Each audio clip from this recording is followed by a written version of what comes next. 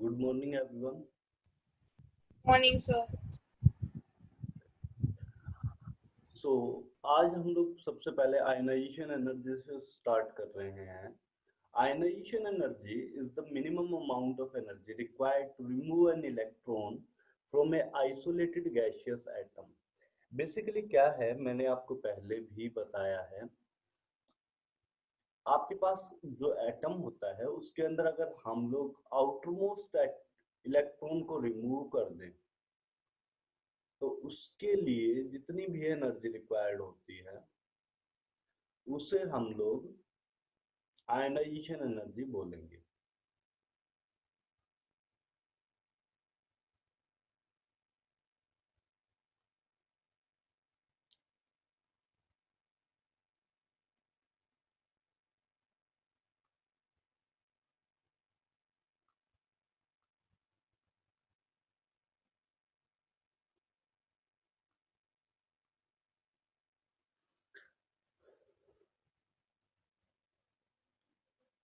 इस इलेक्ट्रॉन को निकाल कर हम लोग इनफाइनाइट डिस्टेंस पे ले जाते हैं और इस प्रोसेस में जितनी एनर्जी लगती है उस एनर्जी को हम लोग क्या बोलेंगे, आयनाइजेशन एनर्जी।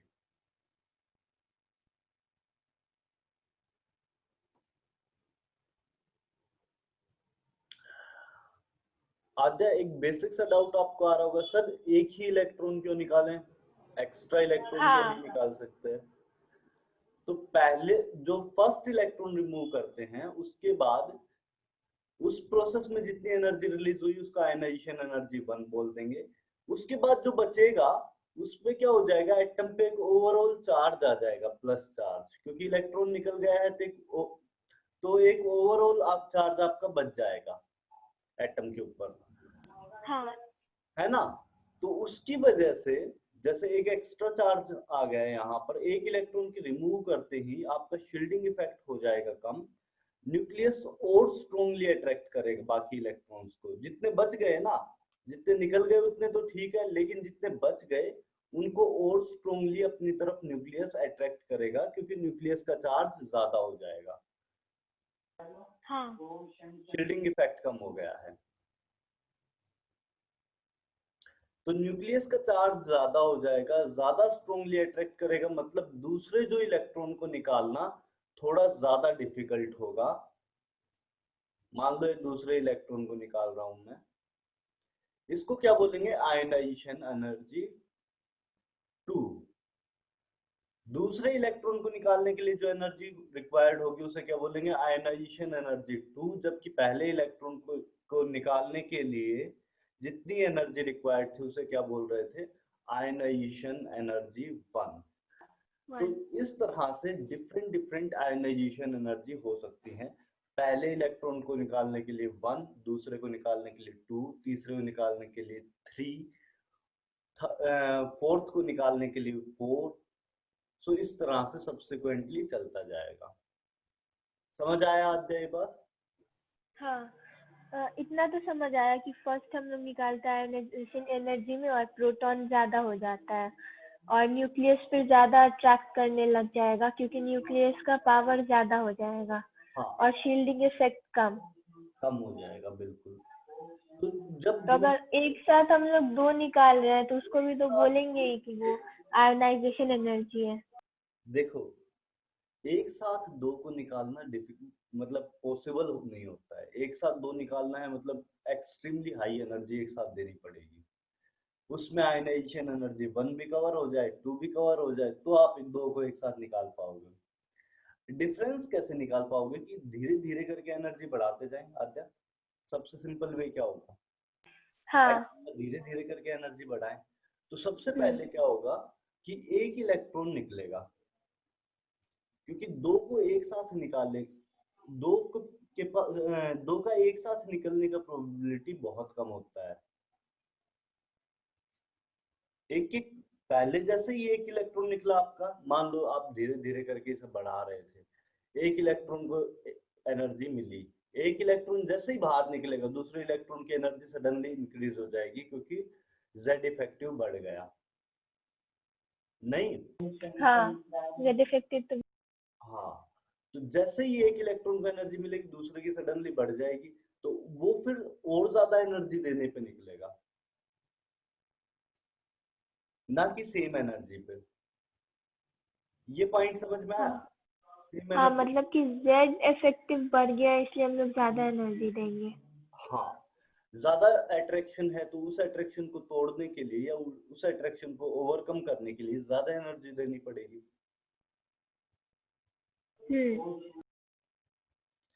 तो second ionisation energy first ionisation energy से ज्यादा होगी। इतनी बात समझ में आई? हाँ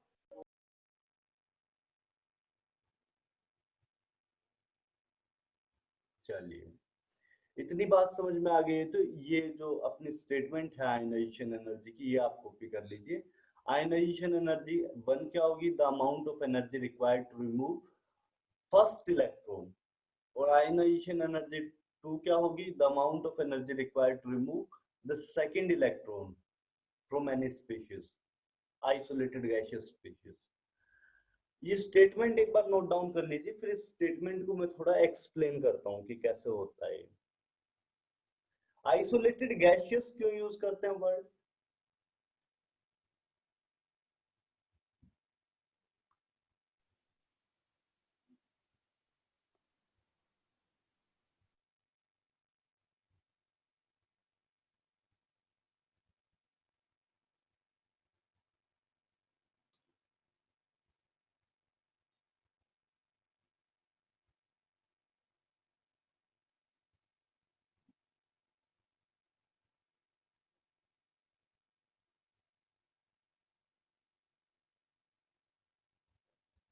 ये जैसे ही नोट डाउन हो जाए आपका, आप मुझे बता दीजिए।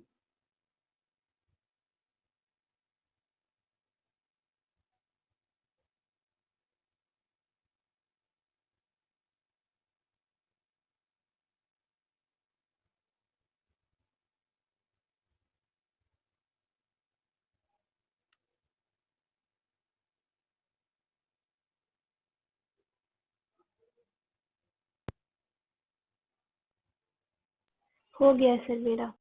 ठीक है, बाकी लोगों का?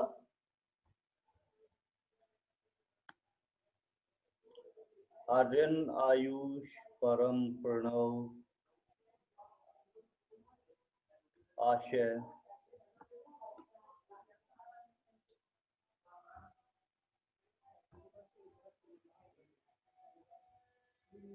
चलिए, हो गया होगा, मैं बता देता हूँ।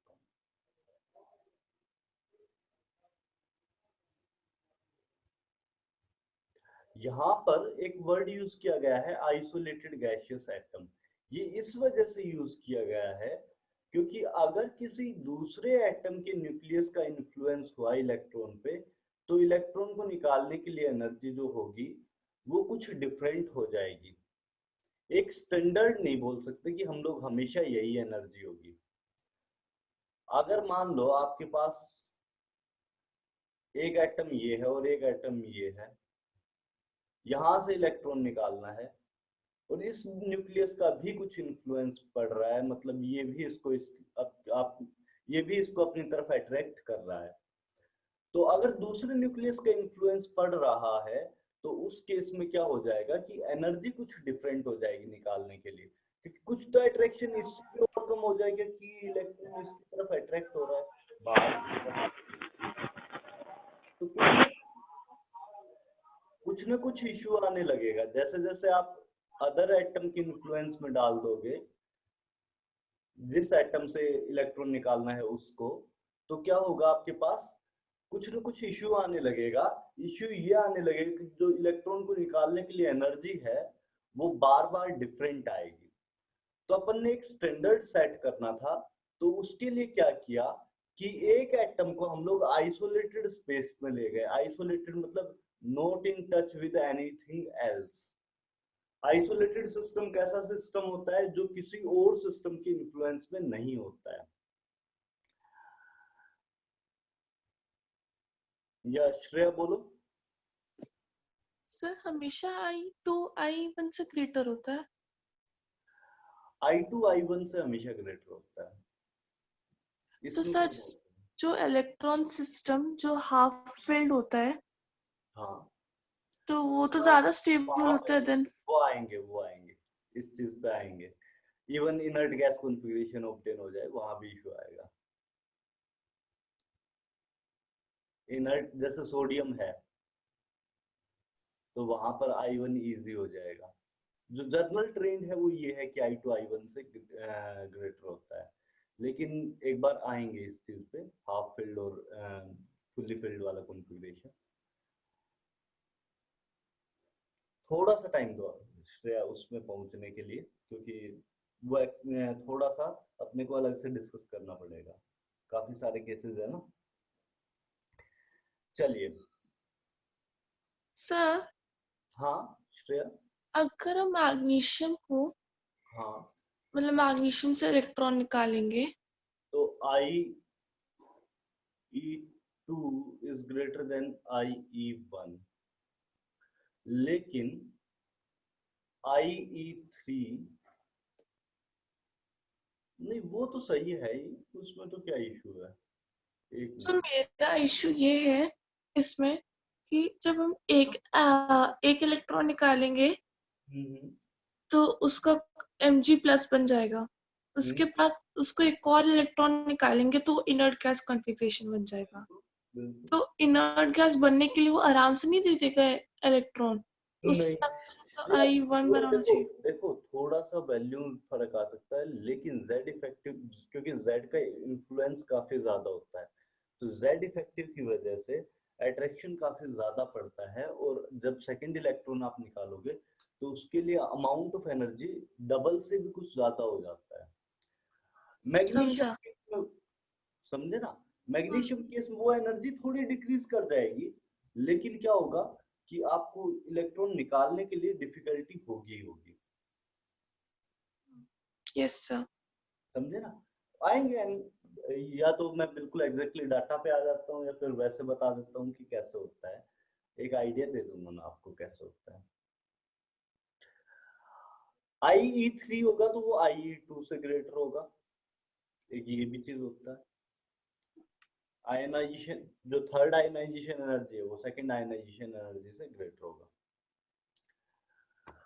चलिए, ये इतनी बात समझ में आई। अब हम लोग आइसोलेटेड सिस्टम किस वजह से यूज किया, स्टैंडर्ड सेट करने के लिए कि एटम किसी और चीज के इन्फ्लुएंस में नहीं है।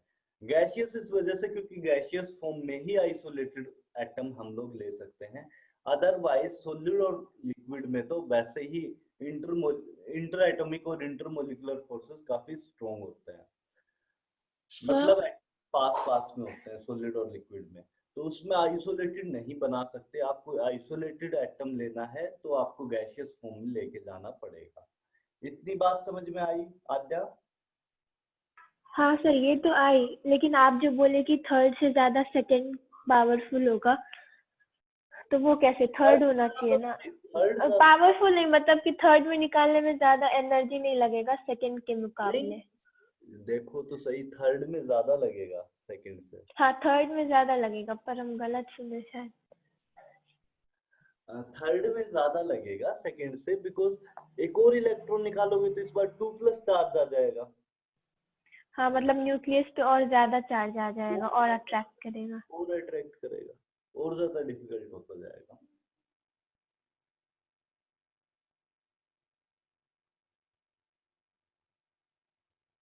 हाँ जी। सो अब आते हैं कि क्या क्या इसमें फैक्टर्स होते हैं जिनके बेसिस पे हम लोग आयनाइजेशन एनर्जी को देखते हैं। तो सबसे पहला फैक्टर है साइज।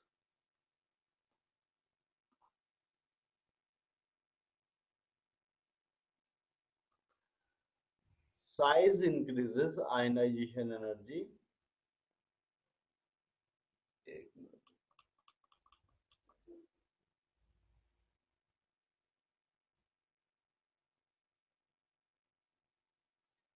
डिक्रीजेस, जैसे जैसे साइज को इंक्रीज करते जाओगे आप, आयनाइजेशन एनर्जी डिक्रीज करती जाएगी। सो पहला फैक्टर क्या है, साइज।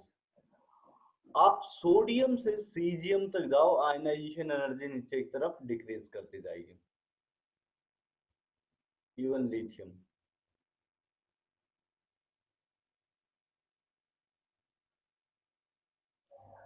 सीजियम की मिनिमम आयनाइजेशन एनर्जी होती है।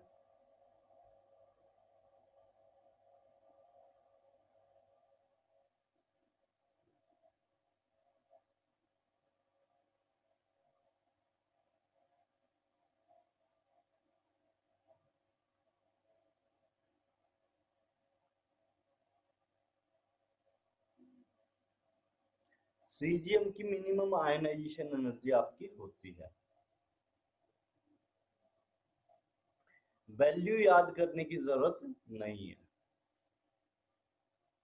अच्छा, मतलब वो एलिमेंट के इलेक्ट्रॉन पे डिपेंड करेगा कि किसमें आयोनाइजेशन एनर्जी ज्यादा है और किसमें कम। इलेक्ट्रॉन पे भी डिपेंड करेगा। मैं डिपेंड करने वाले फैक्टर्स की बात कर रहा हूँ अद्या। पहला फैक्टर है साइज। पहला फैक्टर जो मैंने बताया वो साइज है। हाँ। तो साइज के फैक्टर के हिसाब से सीजियम का साइज इस ग्रुप में सबसे ज्यादा है। हम्म। तो इस वजह से सीजियम पे मिनिमम हो जाएगा आयनाइजेशन एनर्जी, क्योंकि साइज इंक्रीज कर रहे हैं तो आयनाइजेशन एनर्जी क्या कर रहा है, डिक्रीज कर रहा है। डिक्रीज करेगा, पर इलेक्ट्रॉन का साइज तो सेम ही होता है, तो इलेक्ट्रॉन निकालने वक्त आयोनाइजेशन एनर्जी। साइज, एटम्स का साइज, एटम अच्छा, का मतलब ये लॉ है, याद कर ले। लो नहीं है अद्या। देखो क्या होता है, नीचे की तरफ एटम का साइज इंक्रीज कर रहा है, हाँ। तो आयनाइजेशन एनर्जी क्यों बढ़नी चाहिए। जैसे जैसे आप एटम का साइज बढ़ाते जाओगे, जेड इफेक्टिव अच्छा, कम। हाँ, वो दूर रहेगा ना न्यूक्लियस से, तो फिर कम लगेगा। बस बस, हाँ। और क्या कह रहा हूँ समझ आ गया। हाँ, आ गया। ठीक है। हायर शेल में रहेगा या दूर रहेगा न्यूक्लियस से, तो क्या होगा, कम एनर्जी देनी पड़ेगी इलेक्ट्रॉन को रिमूव करने के लिए। चलिए, पहला फैक्टर आपका हो गया होगा।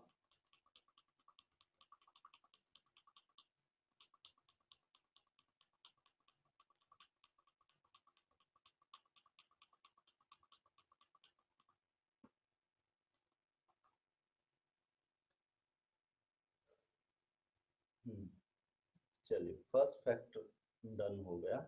Second factor Z effective.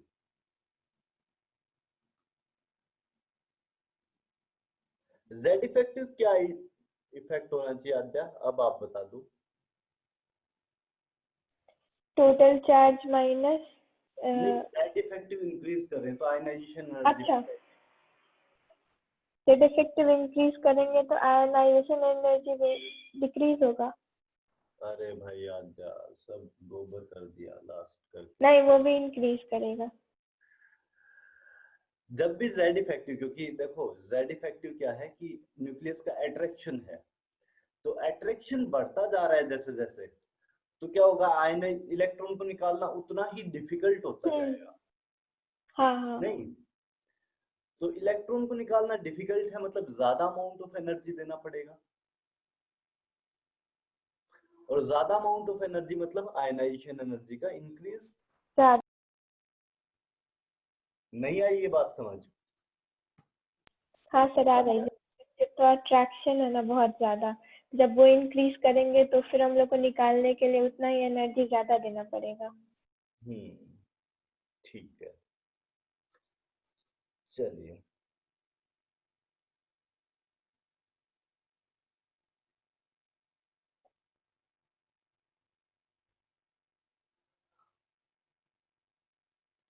Next thing जो आपको देखनी है, half filled and fully filled shells are more stable। ये बात आपको मैंने पहले भी बोली है। half filled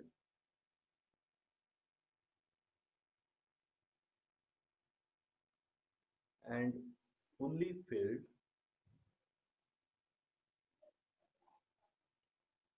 सब शेल्स, बेसिकली शेल भी नहीं बोलना, सब शेल और मोर स्टेबल।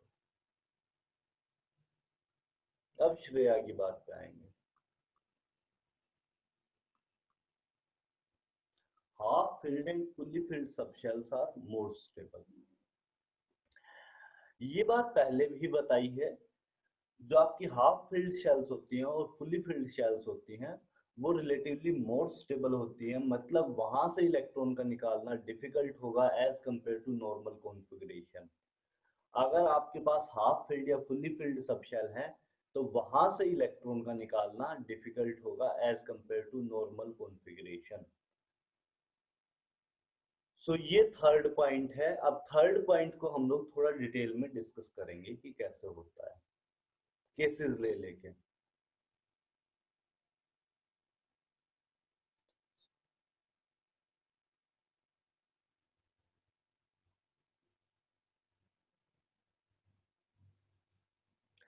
ये नोट डाउन कर लेना तीनों पॉइंट्स, और होते ही बता भी देना।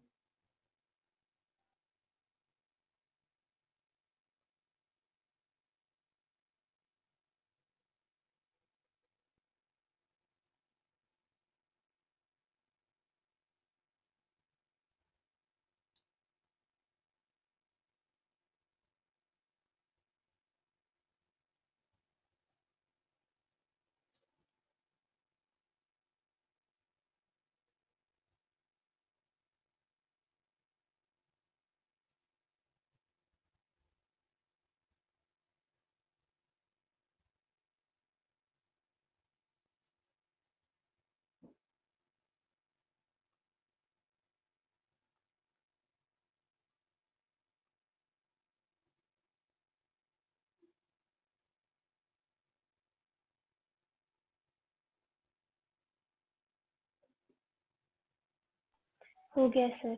हो गया। चलिए थर्ड पॉइंट पे अब वापस से आते हैं। आद्या, आपके पास बेरिलियम एंड बोरोन दो एटम्स हैं, दोनों का इलेक्ट्रॉनिक कॉन्फ़िगरेशन लिखना है, तो कैसे लिखूंगा? इसका लिखूंगा 1s2 2s2 और इसका लिखूंगा 1s2 2s2 2p1। इससे जब इलेक्ट्रॉन निकाल के Be प्लस बनाएंगे, Be प्लस बनाएंगे तो नया कॉन्फ़िगरेशन आएगा 1s2 और 2s1।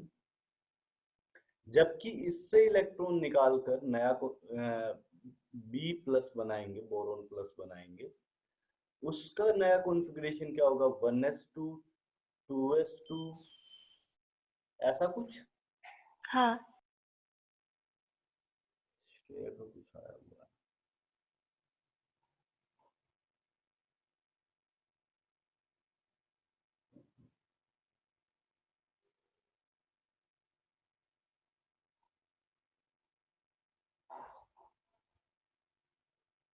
हाँ श्रेया। हाँ, ये तो मैंने ना स्टार्टिंग में उसे पढ़ा था, तो ऐसे हाँ मेरे को भी कंफ्यूजन हुआ था, एग्जाम में भी मेरा गलत हुआ था। तो आपको क्या लग रहा है इसमें, ये स्टेटमेंट गलत है? नहीं मतलब आपका, आपने जैसा बोला है ना वैसा मैंने भी लिखा एग्जाम में, हाँ वो मेरा गलत हुआ है। फिर मैंने गूगल पे चेक किया तो गूगल पे ऐसा है, तो स्टार्टिंग में आद्या ने बोला तभी मेरे को क्लिक किया था ये चीज। क्या चीज समझा नहीं मैं, एक बार फिर दोबारा रिपीट करेंगे? कि जेड इफेक्टिव जो है वो बोलता कि अगर इनवर्सली प्रोपोर्शनल है आयनाइजेशन एनर्जी के। हाँ कैसे? ये बात आपको क्लिक नहीं की। चलो मैं एक बार दोबारा से देखता हूँ।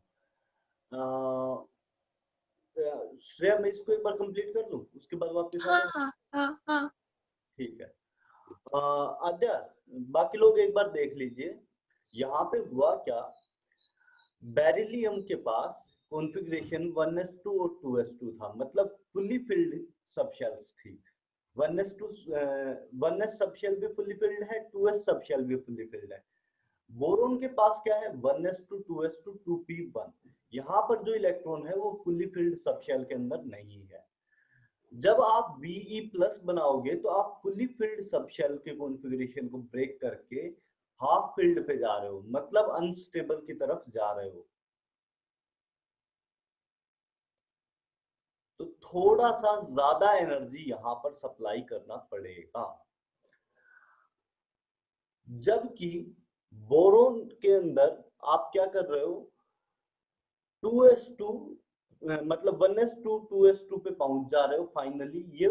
ये स्टेबल ज्यादा है एज कंपेयर टू फर्स्ट, क्योंकि ये आपका फुली फिल्ड सबशेल आपकी दोनों है। तो यहां पर क्या हो जाएगा, जो आयनाइजेशन एनर्जी होगी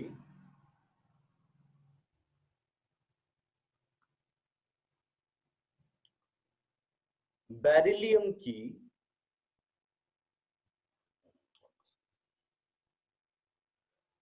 that will be ionization energy 1 of beryllium that will be greater than ionization energy 1 of boron। अगर लेफ्ट टू राइट जाएं तो यूजुअली आपके पास आयनाइजेशन एनर्जी को बढ़ना चाहिए, क्योंकि न्यूक्लियर चार्ज आपका बढ़ रहा है। न्यूक्लियर चार्ज मतलब ज्यादा अट्रैक्शन आ रहा है, और ज्यादा अट्रैक्शन आ रहा है मतलब आपका ज्यादा इलेक्ट्रॉन स्टेबल है, उसको निकालने के लिए ज्यादा एनर्जी देना पड़ेगा। ज्यादा न्यूक्लियर चार्ज मतलब ज्यादा एनर्जी देना पड़ेगा। कम न्यूक्लियर चार्ज होगा तो आपको कम एनर्जी देना पड़ेगा। तो यहाँ पे बेसिकली क्या हुआ कि लेफ्ट टू राइट जब जाते हैं पीरियोडिक टेबल में तो एटॉमिक नंबर इंक्रीज करता है, और एटॉमिक नंबर इंक्रीज कर रहा है मतलब नंबर ऑफ प्रोटॉन्स बढ़ रहे हैं न्यूक्लियस पे, और नंबर ऑफ प्रोटॉन्स बढ़ रहे हैं मतलब न्यूक्लियस का चार्ज बढ़े जा रहा है, मतलब न्यूक्लियस का चार्ज इंक्रीज हो रहा है। न्यूक्लियस का चार्ज इंक्रीज हो रहा है तो इलेक्ट्रॉन को अट्रैक्ट ज्यादा स्ट्रोंगली करेगा। ज्यादा स्ट्रोंगली इलेक्ट्रॉन को अट्रैक्ट कर रहा है तो आयनाइजेशन एनर्जी बढ़ जाएगा। तो होना क्या चाहिए था कि ionization energy of boron should be greater than beryllium, लेकिन होता क्या है ionization energy of beryllium is greater than ionization energy of boron. किस वजह से, half filled and fully filled वाले कॉन्फ़िगरेशन की वजह से। फुली फिल्ड कॉन्फ़िगरेशन था बेरिलियम में, उससे हाफ फील्ड में जा रहा है, 2s1 शेल हाफ फील्ड हो जा रही है, तो उसकी वजह से स्टेबिलिटी डिक्रीज कर जा रही है और आपको ज्यादा एनर्जी देनी पड़ रही है। जबकि बोरोन में फुली फील्ड कॉन्फ़िगरेशन आपका ऑब्टेन हो जा रहा है after removal of an electron. इस वजह से बोरोन ज्यादा स्टेबल कॉन्फ़िगरेशन की तरफ चला गया और आपका ज्यादा स्टेबल हो गया। इतनी बात में किसी को डाउट है बोरोन और बेरिलियम? हाँ, आप बोले थे कि जितना आगे का हम लोग लेंगे एलिमेंट उतना ज्यादा हम लोग को कम आयोनाइजेशन एनर्जी लगाना पड़ेगा। ज्यादा ज्यादा ज्यादा। अभी आप अरे बताए थे ना वहां फैक्टर्स पर में कि साइज। सुनो, मैंने आपको बताया था आद्या, वो ये बताया था कि साइज इंक्रीज करने से क्या left to right size increase होता है आद्या? नहीं, सेम शेल के अंदर जब लेफ्ट टू राइट जाते हैं तो साइज में इंक्रीज आता है क्या? नहीं। तो मैंने तो साइज इंक्रीज करने पे बताया था आपको। हाँ, साइज इंक्रीज कैसे होगा? जब हम लोग शेल चेंज करेंगे मतलब ज्यादा शेल ले लेंगे। शेल चेंज करेंगे, बस यही पॉइंट है कि एक एक्स्ट्रा शेल ऐड करेंगे, और नई वाली शेल क्योंकि दूर होगी काफी ज्यादा तो उससे इलेक्ट्रॉन निकालना काफी ज्यादा आसान हो जाएगा। नहीं, लेकिन फिर उसी बेसिस पे तो न्यूक्लियस में प्रोटॉन्स भी होता है मतलब इक्वल। तो जब हम लोग उससे पीछे वाले में लेते हैं तो फिर ऐसा होता है। नहीं, न्यूक्लियस पे प्रोटॉन्स जो होते हैं वो तो रेगुलरली इंक्रीज करते हैं, उनमें तो डिस्टेंस का कोई फर्क ही नहीं होता है। वो तो सारे के सारे न्यूक्लियस के अंदर ही होते हैं जो कि 10⁻⁻15 की रेंज का होता है। वो नहीं, क्या मतलब कि जैसे छोटा अगर साइज वाला हुआ तो उसी बेसिस पे भी तो न्यूक्लियस में मतलब प्रोटॉन्स होगा। तो वैसे ही अगर बड़ा है तो फिर उसी बेसिस पे उतना प्रोटॉन होगा। तो सेम क्यों नहीं काम कर रहा है, हम ये पूछ रहे हैं। एक मिनट, क्या बोला आपने, दोबारा से बोलो। छोटा साइज का जो एटम होता है तो फिर उस पे उसी बेसिस पे प्रोटॉन्स होता है ना जिन के, तो वैसे ही जब अगर बड़ा है तो उसी बेसिस पे होगा जिन के उससे ज्यादा, तो फिर सेम क्यों अच्छा, नहीं काम करता है? ये पहला टॉपिक मैंने जो बताया वो शील्डिंग इफेक्ट बताया था, और शील्डिंग इफेक्ट प्रॉपरली 1 के इक्वल होता है क्या हर एक इलेक्ट्रॉन के लिए? 0.85 0.35 बताया था शायद कुछ। मतलब आप जब एक प्रोटॉन बढ़ा रहे हो तो उसके कोरस्पॉन्डिंग जो इलेक्ट्रॉन बढ़ रहा है वो एग्जैक्टली 1 के इक्वल तो कंट्रीब्यूट नहीं कर रहा है। मतलब ओवरऑल न्यूक्लियर चार्ज हर जगह सेम तो नहीं आ रहा है, हाँ है ना? तो हाँ अगर आप क्या कर रहे हो, एक एक्स्ट्रा प्रोटॉन ऐड किए जा रहे हो, जैसे बेरिलियम से बोरॉन में गए, एक एक्स्ट्रा प्रोटॉन आपने ऐड किया, एक एक्स्ट्रा इलेक्ट्रॉन भी ऐड किया, लेकिन ये इलेक्ट्रॉन उतना रिपल्शन नहीं लगाएगा जितना प्रोटॉन अट्रैक्शन लगाएगा। मतलब ओवरऑल अट्रैक्शन इंक्रीज होगी, ना कि रिपल्शन, और इक्वल भी नहीं होंगे। डायरेक्टली क्या बोल सकता हूँ कि अट्रैक्शन ज्यादा बढ़ जाएगा। सही बोल रहा हूँ क्या आद्या?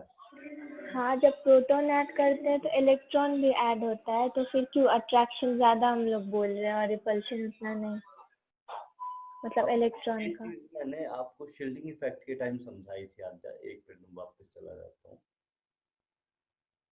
देखिए,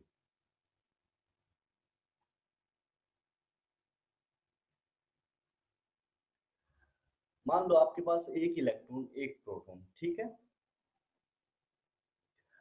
अब क्या कर रहे हो, एक और प्रोटॉन डाल दिया, एक और इलेक्ट्रॉन डाल दिया। इलेक्ट्रॉन कहाँ रहेगा जहां पे मिनिमम रिपल्शन हो, मतलब इसके 120 180 डिग्री एंगल भेज दूं हाँ क्या? हाँ अब न्यूक्लियस से इसका डिस्टेंस तो है इतना, जबकि इलेक्ट्रॉन का डिस्टेंस है इतना। कहाँ रिपल्शन, ये वाला रिपल्शन जो इलेक्ट्रॉन इलेक्ट्रॉन का रिपल्शन है, वो इलेक्ट्रॉन वो प्रोटॉन के कम होगा। अट्रैक्शन से ज्यादा होगा या कम होगा? कम।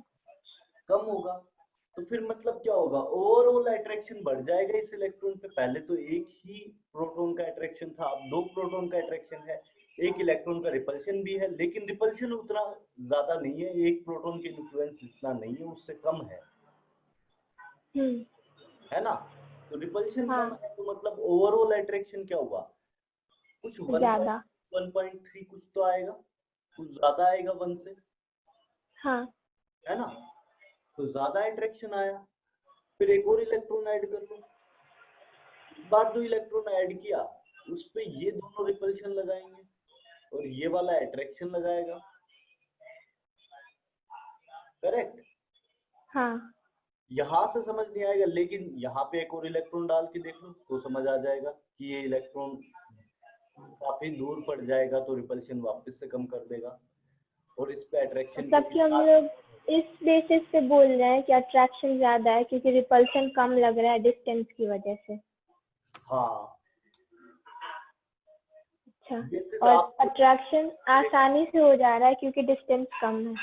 हाँ, डिस्टेंस इलेक्ट्रॉन इलेक्ट्रॉन के बीच में ज्यादा होगा तो उसकी वजह से क्या होगा, सिंपल वर्ड्स में बोलूं तो इलेक्ट्रॉन इलेक्ट्रॉन के बीच में डिस्टेंस ज्यादा होगा, तो हम्म। इलेक्ट्रॉनिक रिपल्शन, इलेक्ट्रॉन इलेक्ट्रॉन के बीच का रिपल्शन कम होगा as compare to attraction of nucleus and electron. हाँ। ये बात समझ में आया? हाँ। तो जैसे जैसे एटॉमिक नंबर बढ़ाते जाएंगे न्यूक्लियस का अट्रैक्शन बढ़ता जाना चाहिए, हम्म। लेकिन जैसे ही एक्स्ट्रा शेल ऐड करेंगे, नई नई शेल्स में जब इलेक्ट्रॉन डालेंगे तो इलेक्ट्रॉन को निकालना इजी हो जाता है, क्योंकि पहली शेल में हाइड्रोजन में आपने देखा -13.6 एनर्जी निकल के आती, दूसरी शेल में -3.4 ही एनर्जी थी, याद है? हाँ। तो मतलब तो ये डिफरेंस है। नई शेल में एनर्जी काफी कम हो जाती है, तो वहां से इलेक्ट्रॉन को निकालना काफी आसान होता जाएगा। हाँ, साइज इंक्रीज करेगा। हाँ, तो साइज इंक्रीज करने से आयनाइजेशन एनर्जी क्या होगा, डिक्रीज करेगा। लेकिन अगर आप जेड इफेक्टिव इंक्रीज कर रहे हो, इफेक्टिव न्यूक्लियर चार्ज, तो क्या होगा, आयनाइजेशन एनर्जी बढ़ेगा। और जेड इफेक्टिव कैसे इंक्रीज कर सकते हैं, जैसे लेफ्ट टू राइट जाते हैं,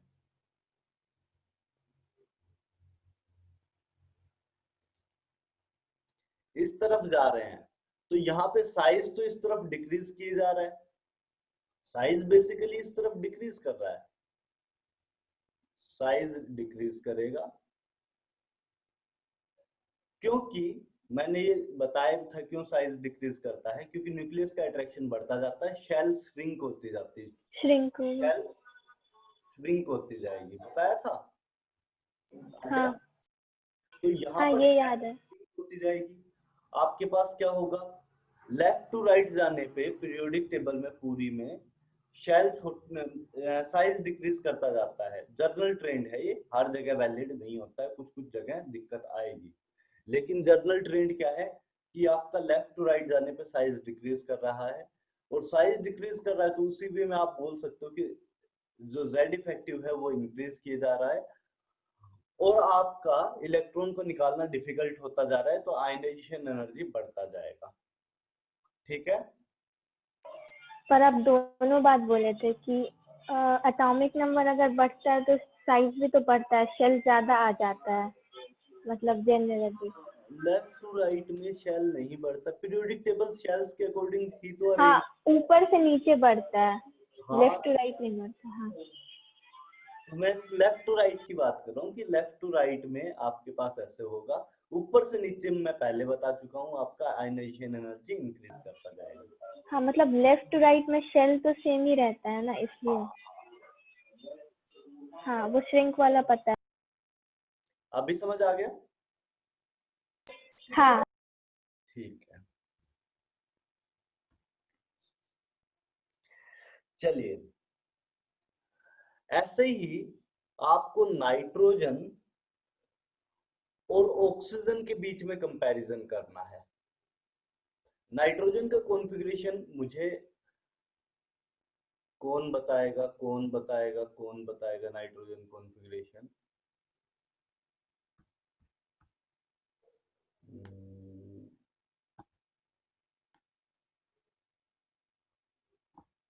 प्रणव बताएगा नाइट्रोजन कॉन्फ़िगरेशन क्या होता है। प्रणव, नाइट्रोजन का कॉन्फ़िगरेशन क्या होता है? So 1s2, 2 2s2 3. 2p3। Oxygen का मुझे आशय बताएगा।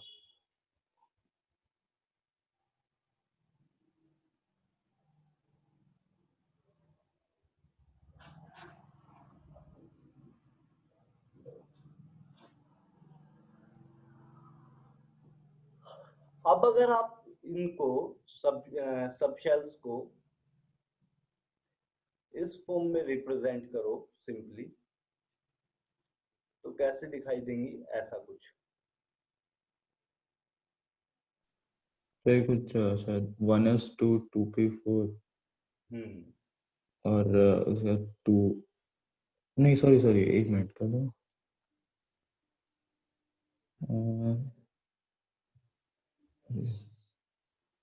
ऑक्सीजन का सॉरी 1s2 2s2 और 2p4। ठीक है। आज है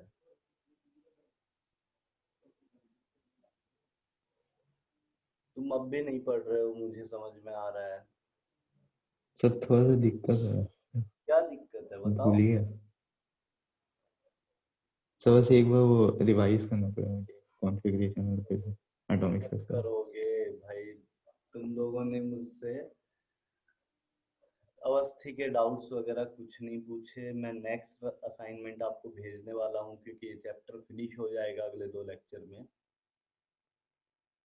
अपनी तैयारी पूरी रखो जितना कर सकते हो, ऐसे डिले मत करो।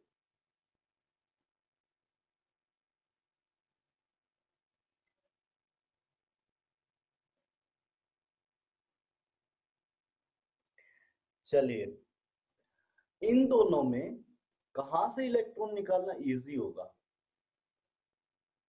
Fully fill. कहां से, नाइट्रोजन से या ऑक्सीजन से?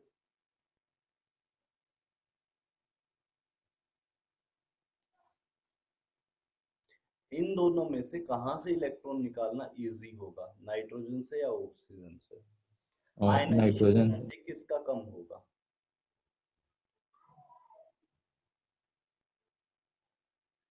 ऑक्सीजन का या नाइट्रोजन का? देखिए यूजुअल ट्रेंड से क्या होना चाहिए था, nitrogen should be less than oxygen, ionization energy of nitrogen should be less than oxygen.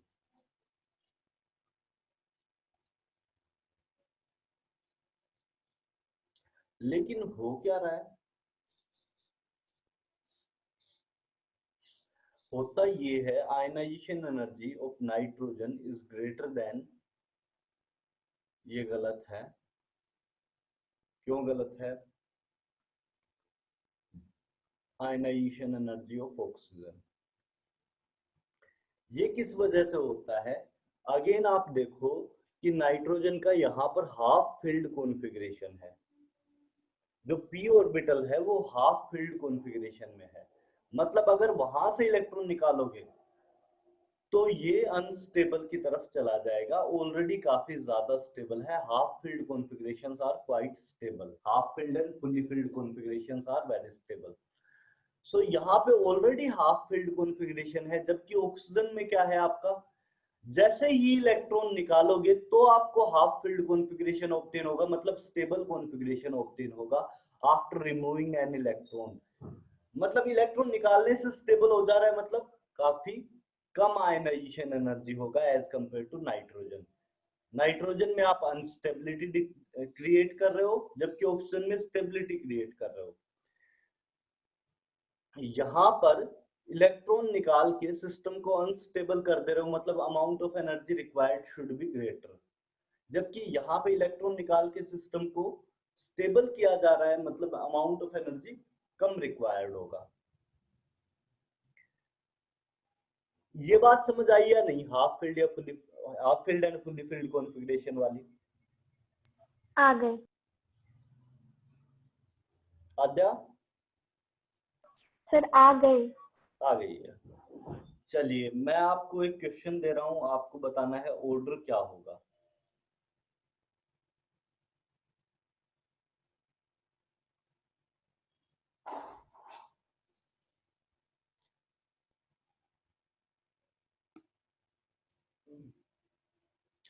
आपको आयनाइजेशन एनर्जी का ऑर्डर बताना है, boron, carbon, nitrogen, oxygen, fluorine and neon में आयनाइजेशन एनर्जी का ऑर्डर क्या होगा?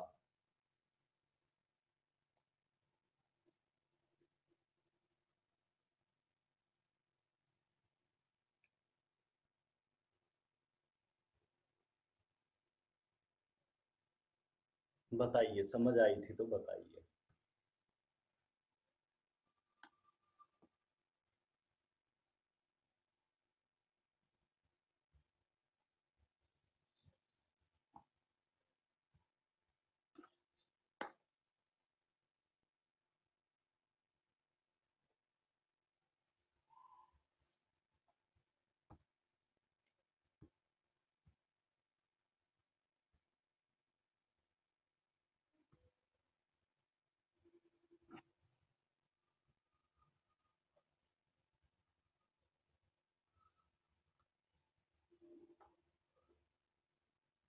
देखिए हाईएस्ट किसके लिए होना चाहिए? सबसे पहले आप देखेंगे कि लेफ्ट टू राइट क्या होता है, आयनाइजेशन एनर्जी इंक्रीज करती है। तो नियोन में आपके पास क्या हो रहा है, फुल्ली फिल्ड शेल्स हैं। Neon is an electronic gas configuration, sorry inert gas configuration.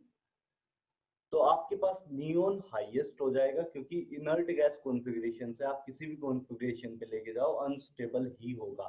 ये फुल्ली फिल्ड कॉन्फ़िगरेशन है, तो नियोन सबसे ज्यादा स्टेबल, मतलब इसके लिए आयनाइजेशन एनर्जी मैक्सिमम होगा। फिर क्या आएगा, फ्लोरीन आना चाहिए। फिर क्या आएगा, यहाँ पर मैंने आपको दिक्कत बताया था, किसका ज्यादा हो जाता है, नाइट्रोजन का ज्यादा हो जाता है as compare to oxygen. And फिर कार्बन और फिर बोरोन, ये आपका ऑर्डर होना चाहिए। ये बात समझ में आया या नहीं?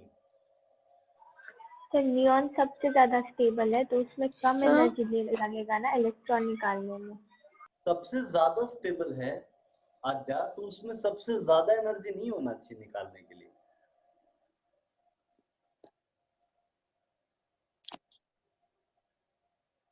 हाँ श्रेया, पहले आप बोलो। सर हाफ फील्ड ज्यादा नहीं होना चाहिए क्लोरीन से? हाफ फील्ड ज्यादा नहीं होना चाहिए फ्लोरीन से? हाँ। नहीं, फ्लोरीन से ज्यादा नहीं होता है, सिर्फ ऑक्सीजन से ज्यादा हो पाता है। नाइट्रोजन का सिर्फ ऑक्सीजन से ही ज्यादा हो पाता है। जो रिसेंट नेबर होता है ना, वही वहीं तक इफेक्ट यूजुअली रहता है। उसके बाद फ्लोरीन में तो क्या हो रहा है, एक और आपके पास प्रोटॉन एक्स्ट्रा आ गया, तो फिर जेड इफेक्टिव डोमिनेट कर जाएगा। यस। हाँ आद्या, अब आपके पॉइंट पे आए।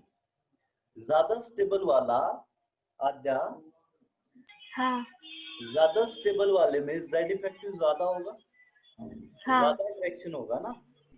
हाँ। जेड तो इफेक्टिव फिर ज्यादा होगा तो इलेक्ट्रॉन को निकालना आसान होगा, मुश्किल होगा? मुश्किल, अट्रैक्शन मुश्किल ज्यादा है होगा ना। तो ज्यादा एनर्जी देनी पड़ेगी। हाँ, हम तब से कंफ्यूज कर रहे हैं कि स्टेबल में ज्यादा लगेगा या फिर उसमें, इसलिए गलती। अभी सही हो गया। हाँ, मतलब स्टेबल होगा तो फिर ज्यादा हम लोग को एनर्जी लगेगा, और हाफ फिल्ड रहेगा तो बिल्कुल, हाफ फिल्ड रहेगा तो उस केस में उसमें ज्यादा एनर्जी देना पड़ेगा आपको। हाँ।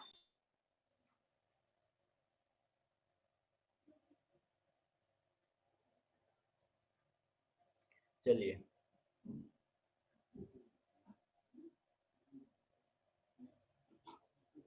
अब मैंने आपको एक चीज और बताई थी पीरियोडिक टेबल के अंदर, size of gallium is nearly equal to size of aluminium, बताया था, याद है?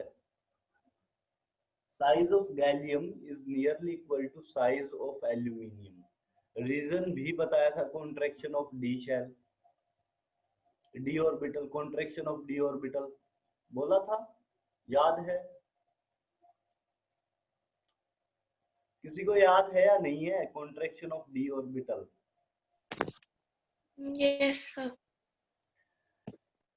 आद्या,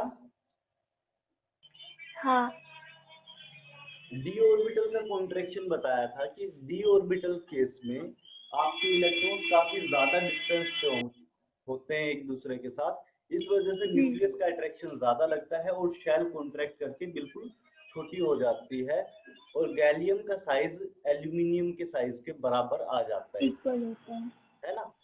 अब हाँ। आप मुझे एक बात बताओ, गैलियम और एल्यूमिनियम के बीच में आयनाइजेशन एनर्जी कंपेयर करें, साइज तो सेम है, आयनाइजेशन एनर्जी कंपेयर करें तो किसका ज्यादा होगा?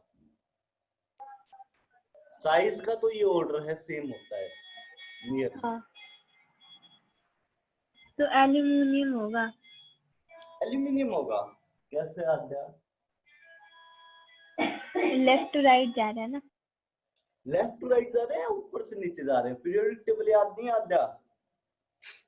हाँ याद है, हाँ ऊपर से नीचे जा रहे हैं तो फिर गैलियम का ज्यादा होगा।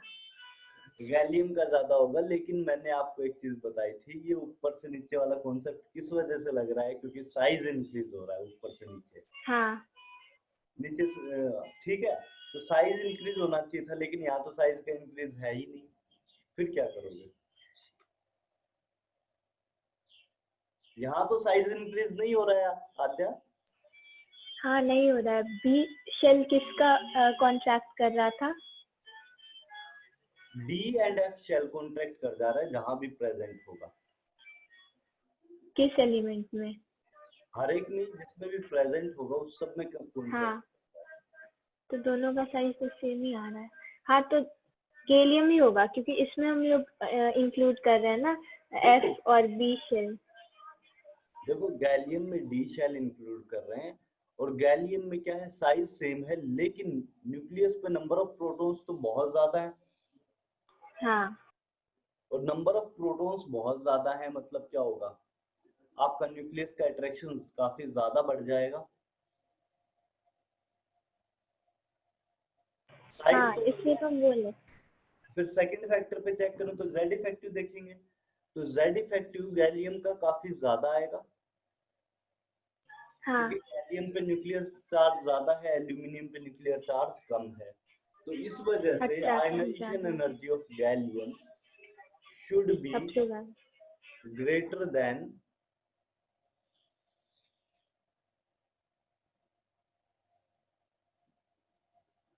Ionization energy of aluminium. ठीक है, गैलियम का आयनाइजेशन हाँ एनर्जी एल्यूमिनियम के आयनाइजेशन एनर्जी से ज्यादा हो जाएगा। लॉजिक समझ में आ गया? हाँ आ गया। ठीक है।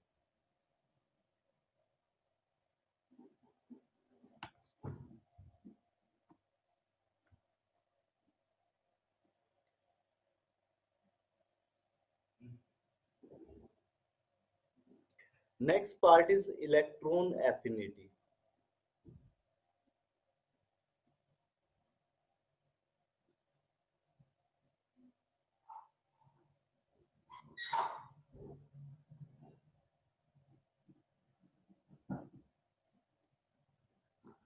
The amount of energy released, या आप ही लिख लो, the amount of energy released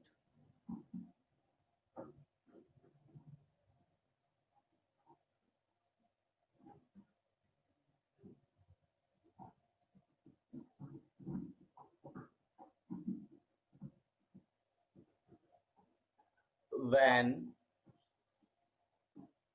an electron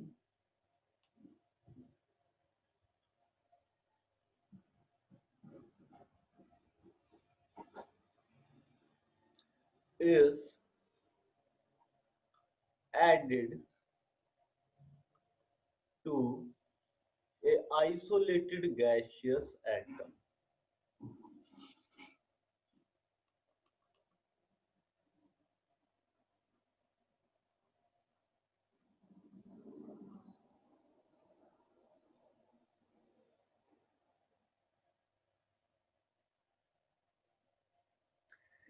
Electron affinity, the amount of energy released when an electron is added to an isolated gaseous atom.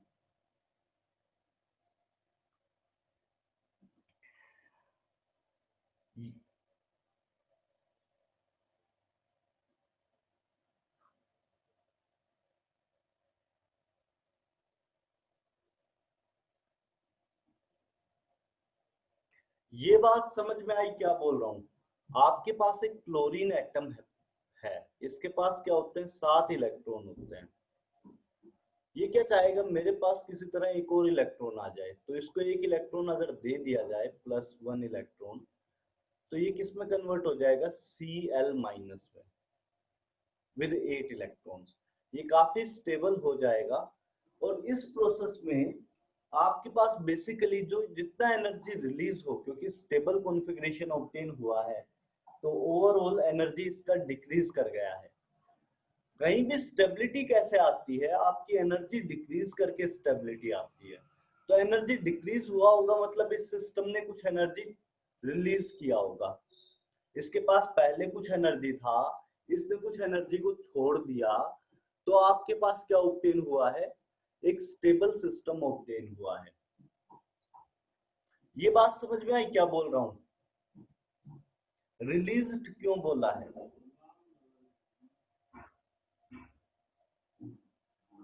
एक इलेक्ट्रॉन कम किए ना, क्या? हाँ अद्य बोलो। एक इलेक्ट्रॉन हम लोग कम किए ना यार। डाले हैं, एक इलेक्ट्रॉन एक्स्ट्रा किए, अच्छा। बढ़ा दिए। एक इलेक्ट्रॉन डाले हैं हम लोग, बढ़ा दिए हैं एक इलेक्ट्रॉन।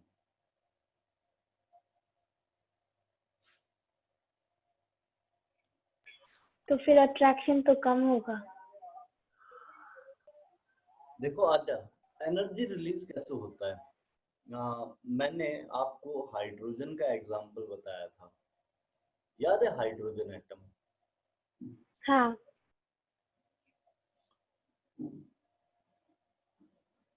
मान लो आप एक इलेक्ट्रॉन एक्स्ट्रा डालते हो, एक मिनट देना, ये फर्स्ट शेल में ले लो, थोड़ा सा इसको और अच्छे से बनाने की कोशिश कर।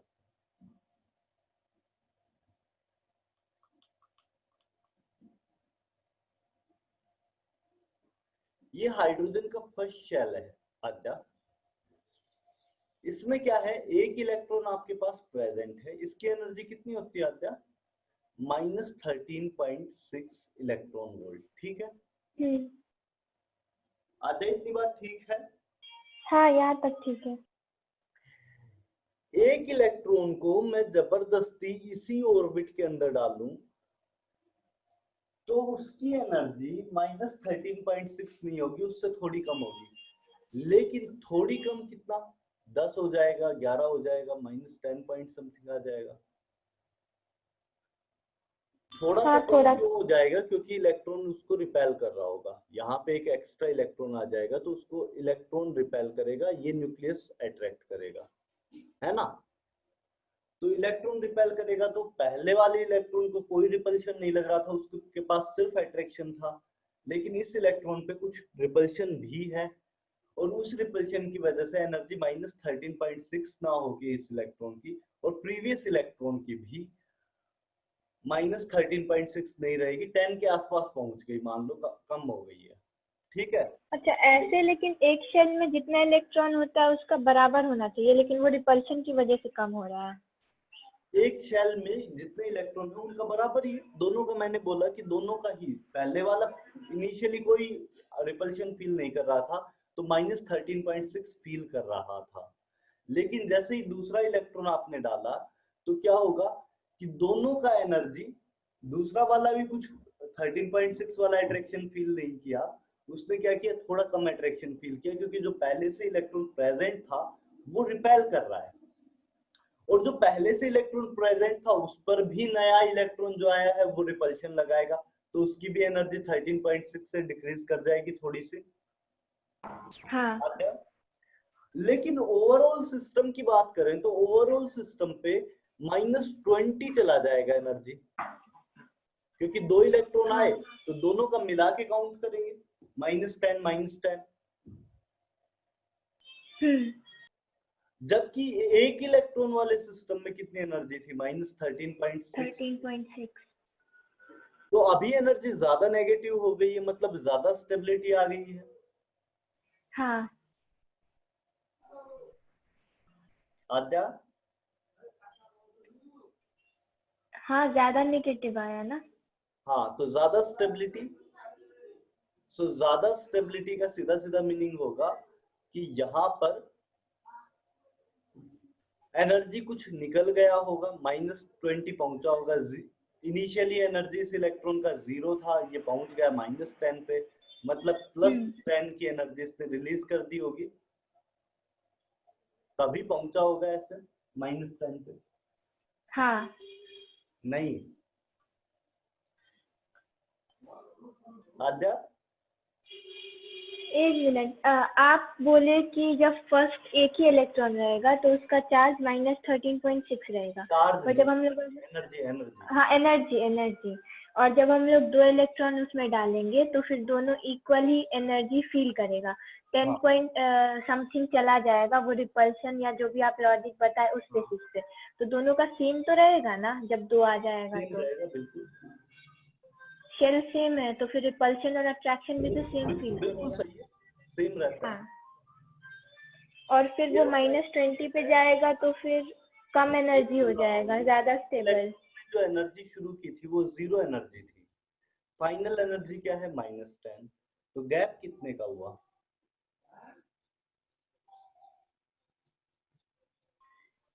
10 ही का हुआ। तो 10 इलेक्ट्रॉन वोल्ट एनर्जी रिलीज हुई, निकल गई बाहर। फाइनल हाँ, मतलब जितने का गैप आएगा उतना निकल गया, उतना निकल गया, तो एनर्जी हाँ। रिलीज होना चाहिए ना, यही प्रोसेस मैं बोल रहा हूँ कि इलेक्ट्रॉन ऐड करने से एनर्जी रिलीज होना चाहिए। अच्छा, हाँ, आया आप समझ। आया? हाँ। बाकी लोग, आशय, आर्यन, परम, प्रणव? Yes. किसी को कोई डाउट है तो सर हाँ आयुष, कोई डाउट नहीं।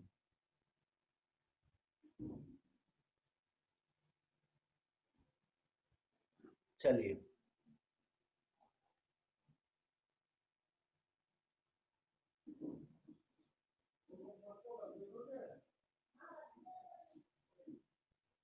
ठीक है। So the next thing is factors affecting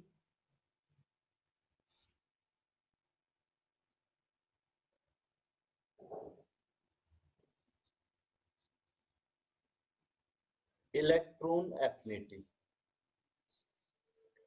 electron affinity basically एक एनर्जी ही है, जो मैंने आपको बताया कि जो एनर्जी निकल के आती है।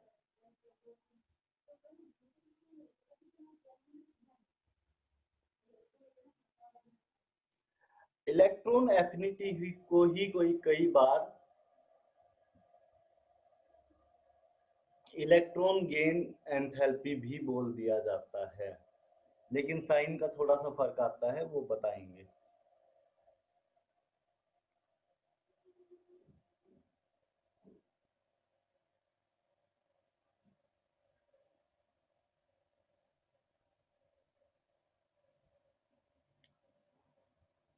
सो फर्स्ट फैक्टर क्या होगा? साइज का क्या इफेक्ट पड़ना चाहिए? साइज का क्या इफेक्ट पड़ेगा इलेक्ट्रॉन एफिनिटी के ऊपर? जैसे जैसे आप साइज इंक्रीज करोगे, इलेक्ट्रॉन एफिनिटी डिक्रीज करता जाएगा।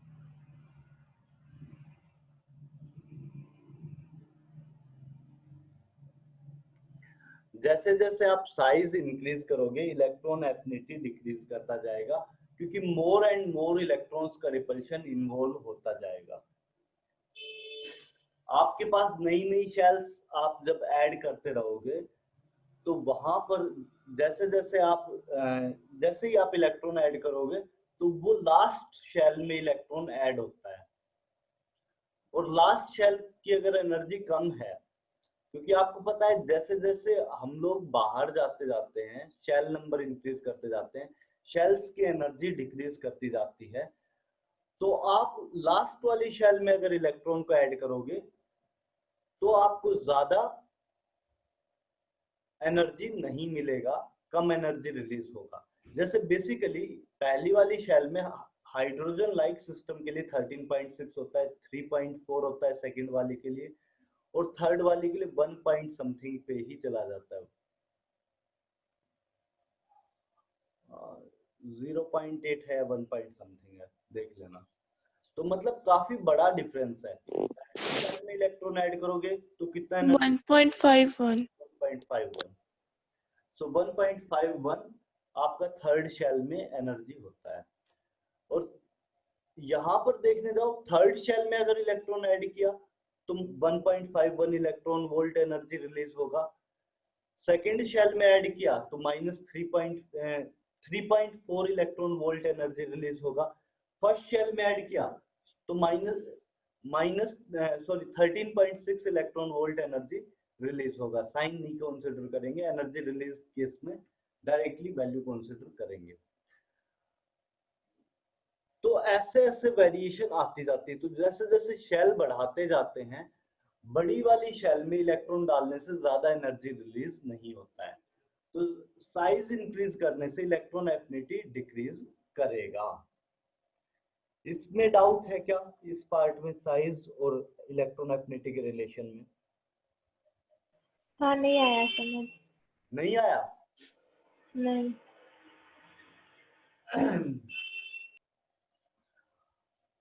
एक मिनट दो, आजा। और इलेक्ट्रॉन एफिनिटी में आप ये भी लिखवाए हैं, when electron release, when electron is added, मतलब दोनों बात लिखवाए हैं, जब ऐड होगा तो भी और रिलीज होगा तो एनर्जी भी। Is released when electron is added. अच्छा, एनर्जी का मैंने आपको क्या लिखाया था? Energy release when an electron is added to isolated gaseous atom. हाँ, वो एनर्जी पे इलेक्ट्रॉन लिख दिए थे। मैं इलेक्ट्रॉन लिख दिया था। हाँ, हम लिख लिए थे। अरे तो फिर ये तो गड़बड़ हो जाएगा, ऐसे मत लिखो।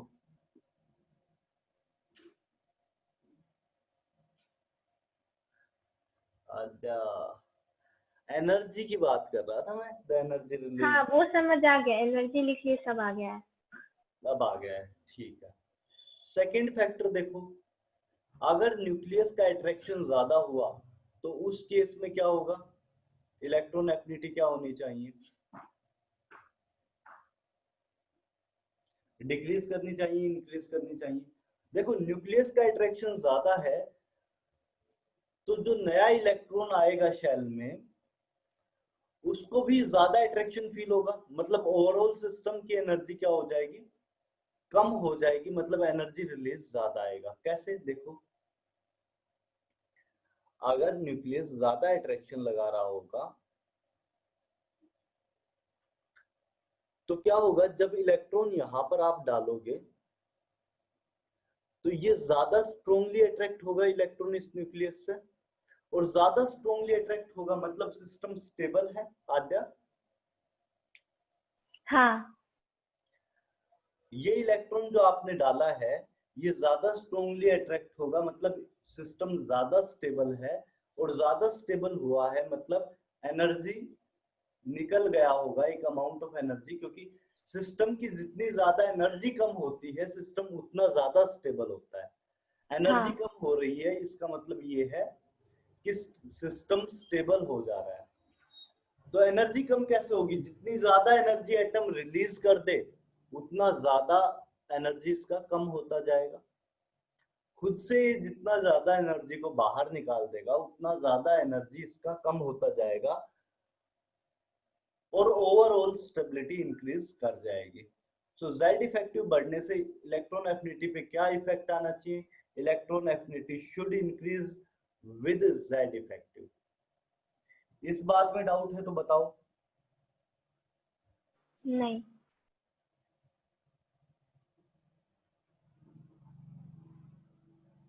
इस बात में किसी को कोई डाउट है तो बोलिए।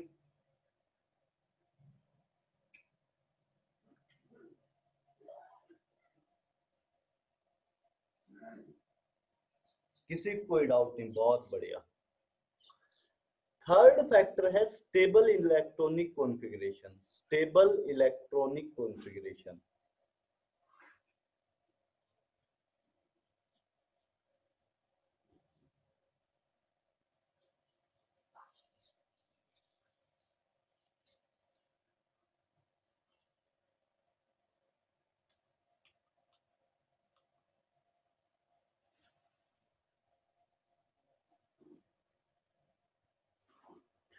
अगर आपका इलेक्ट्रॉनिक कॉन्फ़िगरेशन स्टेबल है और उसमें जबरदस्ती इलेक्ट्रॉन आप डाल रहे हो तो इलेक्ट्रॉनिक कॉन्फ़िगरेशन क्या हो जाएगा, खराब हो जाएगा। ऑलरेडी स्टेबल था, मतलब हाफ फिल्ड या फुल्ली फिल्ड शेल थी आपकी, और उसमें जबरदस्ती इलेक्ट्रॉन आप डाल रहे हो तो वहां पर क्या हो जाएगा, डिस्टरबेंस आ जाएगी। जैसे नोबल गैस है उसमें आप इलेक्ट्रॉन डालने की कोशिश करोगे तो क्या होगा, दिक्कत आ जाएगी, क्योंकि नोबल गैस कॉन्फ़िगरेशन खराब हो गया है। और नोबल गैस कॉन्फ़िगरेशन आपका खराब हो गया है तो उसका मतलब क्या हुआ कि एटम आपका ओवरऑल उतना स्टेबल नहीं रह गया है, और स्टेबल नहीं रह गया है तो उसका मतलब एनर्जी आपको दिक्कत करेगी, रिलीज नहीं होगा, आपको जबरदस्ती डालना पड़ेगा इलेक्ट्रॉन को।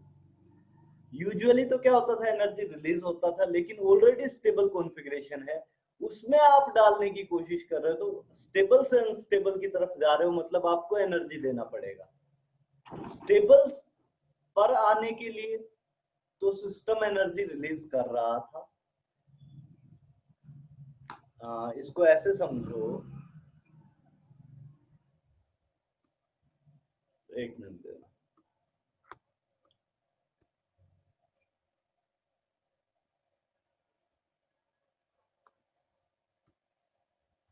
हाँ, इसको आप इस तरह से समझो कि आपके पास एक सिस्टम है, सिस्टम कैसे समझ सकते हो? सिस्टम को कुछ भी मान सकते हो आप। एक मोटर पिस्टन वाला सिस्टम हो सकता है, या एटम हो सकता है, या मेरा सिस्टम हो सकता है। मेरे पास अगर हाई एनर्जी है तो मेरे बॉडी का टेम्परेचर बढ़ जाएगा, फीवर आ गया, मेरा लॉस हो रहा है।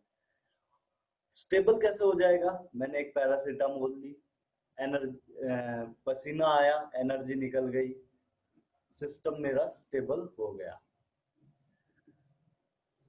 ऐसे ही कोई भी चीज बहुत, एक बॉल मोशन में है, बहुत तेज स्पीड से चल रही है, वो रुक जाती है थोड़ी देर बाद, तो वो स्टेबल सिस्टम हुआ।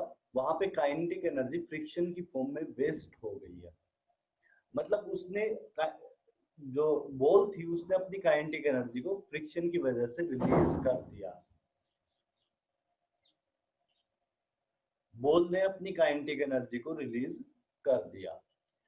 वैसे ही कोई भी सिस्टम स्टेबल होने के लिए एनर्जी रिलीज करता है और अनस्टेबल होने पर एनर्जी इंक्रीज करता है। तो इंक्रीज करने के लिए आपको एनर्जी सप्लाई करनी पड़ेगी। मतलब अगर आप इलेक्ट्रॉन जबरदस्ती डाल रहे हो तो उस केस में आपको एनर्जी सप्लाई करनी पड़ेगी और वैल्यू एनर्जी की नेगेटिव आ जाएगी। मतलब जबरदस्ती दे रहे हो आप एनर्जी को, तो जो इलेक्ट्रॉन एफिनिटी है वो आपकी नेगेटिव हो जाएगी। ऐसे केसेस में इलेक्ट्रॉन एफिनिटी नेगेटिव नहीं, सॉरी, नेगेटिव तो एनर्जी को रिलीज के लिए यूज करते हैं। जो इलेक्ट्रॉन एफिनिटी की नेगेटिव वैल्यूज हैं वो रिलीज्ड एनर्जी के लिए यूज करते हैं। क्योंकि सिस्टम तो आपने एटम को माना, और यहां पर मैं एक आपको चीज और बता देता हूं, साइन कैसे देखते हैं। मैं इसको एक बार हटा रहा हूं कुछ देर के लिए। मेरे पास एक सिस्टम है, ये बॉक्स मैंने ले लिया, ये मेरा सिस्टम है, इसके अंदर पार्टिकल्स हैं बहुत सारे।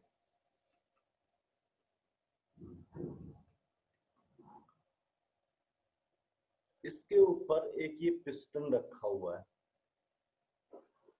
ये मैं किस वजह से, आपको साइंस की कहीं पे दिक्कत ना आए केमिस्ट्री में, कहाँ पे पॉजिटिव साइन रखना है एनर्जी का, कहाँ पे नेगेटिव साइन रखना है, उस वजह से आपको बता रहा हूँ। यहाँ पर बेसिकली क्या है, जिस चीज को मैं सिस्टम मानता हूं उसका अगर लॉस हो रहा हो तो एनर्जी क्या होगी? नेगेटिव होगी। इस सिस्टम का अगर लॉस हुआ तो साइन क्या रखेंगे? Negative sign.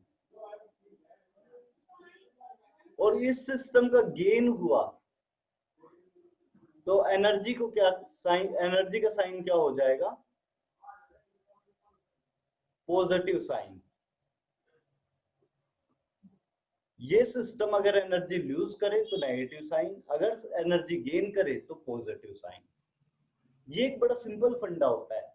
एनर्जी गेन के केस में साइन पॉजिटिव रखते हैं, एनर्जी लॉस के केस में साइन नेगेटिव रखते हैं। अब आप एटम को एक सिस्टम मान रहे हो तो वहां पर अगर एनर्जी एटम रिलीज कर रहा है तो साइन क्या हो जाएगा? नेगेटिव। मतलब मोस्ट ऑफ द एटम्स के लिए electron affinity should be negative because energy is released in this case. And for systems in which we are making it unstable like inert gas configuration, मैं अभी आपको बता रहा था, उस केस में क्या होगा कि ओवरऑल आपको एनर्जी सप्लाई करना पड़ रहा है। मतलब यहाँ पर इसको एनर्जी मिल रहा है, इस एटम को एनर्जी यहाँ पर मिल रहा है। सो एनर्जी मिल रहा है तो उसका वैल्यू क्या हो जाएगा? Positive. So for such systems like inert gas systems, the electron affinity will come as positive value.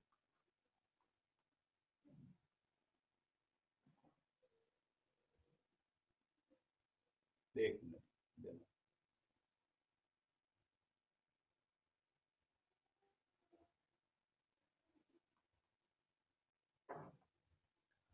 हाँ जी, इस बात में किसी कोई डाउट है तो बताओ। हाँ, हम लोग लॉस तो करते हैं स्टेबल करने के लिए एटम को, हाँ, एटम के सिस्टम को, पर गेन करते हैं किस केस में? एग्जाम्पल? गेन जबरदस्ती कई बार अपने को रिएक्शन करानी पड़ती है। गेन किस वजह से करेगा? अनस्टे ये एक्चुअली जब भी गेन होता है तो सिस्टम अनस्टेबिलिटी की तरफ जाता है। हाँ। एग्जाम्पल इलेक्ट्रॉन, जैसे मेरे पास नोबल गैस कॉन्फ़िगरेशन है, ऑलरेडी 2 इलेक्ट्रॉन यहाँ है, 8 इलेक्ट्रॉन यहाँ पर है। अब इसमें एक्स्ट्रा इलेक्ट्रॉन डालना आद्या फिजिबल नहीं है, क्योंकि एक शेल में मैक्सिमम 8 ही इलेक्ट्रॉन्स आ सकते हैं। हाँ। आप एक्स्ट्रा शेल के नेक्स्ट इलेक्ट्रॉन किस में डालोगे? इस शेल में डालोगे, है ना? अब क्या हुआ, जैसे ही नेक्स्ट इलेक्ट्रॉन डालोगे आप नोबल गैस कॉन्फ़िगरेशन से एक अनस्टेबल कॉन्फ़िगरेशन की तरफ चले गए, क्योंकि अगर आउटर मोस्ट शेल में 8 इलेक्ट्रॉन होते हैं तभी सिस्टम स्टेबल होता है। तो अगर 8 इलेक्ट्रॉन की बजाय 1 इलेक्ट्रॉन हुआ आउटर मोस्ट शेल में, जैसा कि इस केस में हुआ, एक एक्स्ट्रा इलेक्ट्रॉन मैंने डाल दिया, तो क्या हो जाएगा? सिस्टम अनस्टेबल की तरफ चला जाएगा। हाँ, मतलब स्टेबल था और हम लोग एक ऐड कर रहे हैं। हाँ, अनस्टेबल की तरफ जा रहा है, तो आपको एनर्जी देनी पड़ेगी स्टेबल से अनस्टेबल की तरफ जाने के लिए। हाँ। एक स्टेबल सिस्टम से अनस्टेबल सिस्टम बनाने के लिए आपको एनर्जी देना पड़ जाएगा। हाँ। तो ये पॉइंट है।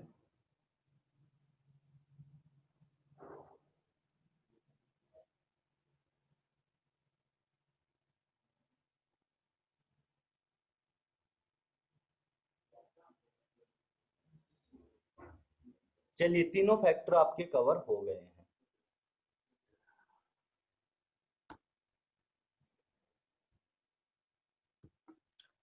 लेफ्ट टू राइट इसमें क्या वेरिएशन आता है? Left to right Z effective आपका इंक्रीज होगा, that means electron affinity should also increase. Top to bottom, top to bottom periodic table में क्या इफेक्ट आएगा? Size increases, that means electron affinity should decrease.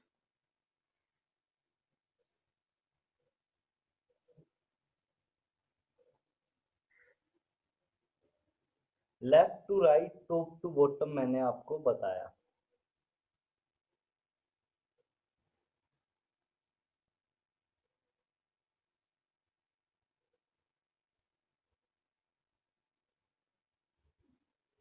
चलिए, इतनी बात ठीक हुई।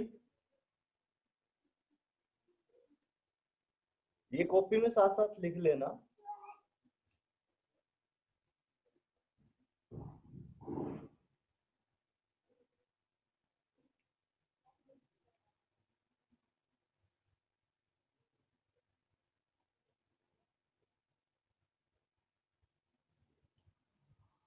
अब इलेक्ट्रॉन एफिनिटी में बेरिलियम, नाइट्रोजन एंड नियोन, ये तीनों के तीनों positive electron gain enthalpy show करते हैं, पॉजिटिव इलेक्ट्रॉन एफिनिटी शो करते हैं। Why? Beryllium, nitrogen and neon, all three show positive electron affinity. Why? कौन बताएगा?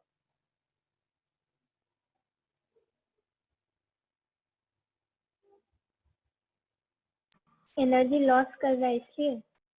देखो, नाइट्रोजन में क्या होता है, कॉन्फ़िगरेशन जो होगी वो होगी 1s2 2s2 2p3। नियोन तो आपको बताइए इनर्ट गैस कॉन्फ़िगरेशन है। बेरिलियम में क्या होगा? 1s2 2s2। ये फुली फिल्ड कॉन्फ़िगरेशन टाइप नहीं है, जबकि नाइट्रोजन में हाफ फील्ड कॉन्फ़िगरेशन, नियोन में अगेन फुली फील्ड कॉन्फ़िगरेशन। मतलब ये स्टेबल सिस्टम है, इनमें एक्स्ट्रा इलेक्ट्रॉन डालोगे तो ये अनस्टेबल हो जाएंगे। स्टेबल सिस्टम है, इनमें एक्स्ट्रा इलेक्ट्रॉन डालने पर ये अनस्टेबल हो जाएंगे, ठीक बात है। हाँ और अनस्टेबल होंगे मतलब आपको एनर्जी देना पड़ा होगा, जबरदस्ती इनको इलेक्ट्रॉन एनर्जी सप्लाई किया गया होगा, इन्होंने एनर्जी लिया होगा कुछ अनस्टेबल होने के लिए। आते ये बात समझ आई या नहीं? हाँ, पर हम लोग इसमें इसको अनस्टेबल क्यों कर रहे हैं? ऐसा भी तो हो सकता है कि वो इलेक्ट्रॉन लॉस कर दे, लूज कर दे। हाँ, बट अपने को इलेक्ट्रॉन एफिनिटी चेक करना है, तो इलेक्ट्रॉन एफिनिटी की केस में इलेक्ट्रॉन ऐड करना होता है, हाँ हाँ तो जबरदस्ती डालना पड़ेगा, अगर नहीं भी डलवा रहा है तो भी उसको जबरदस्ती देना पड़ेगा। मतलब इलेक्ट्रॉन एफिनिटी है ना। हाँ,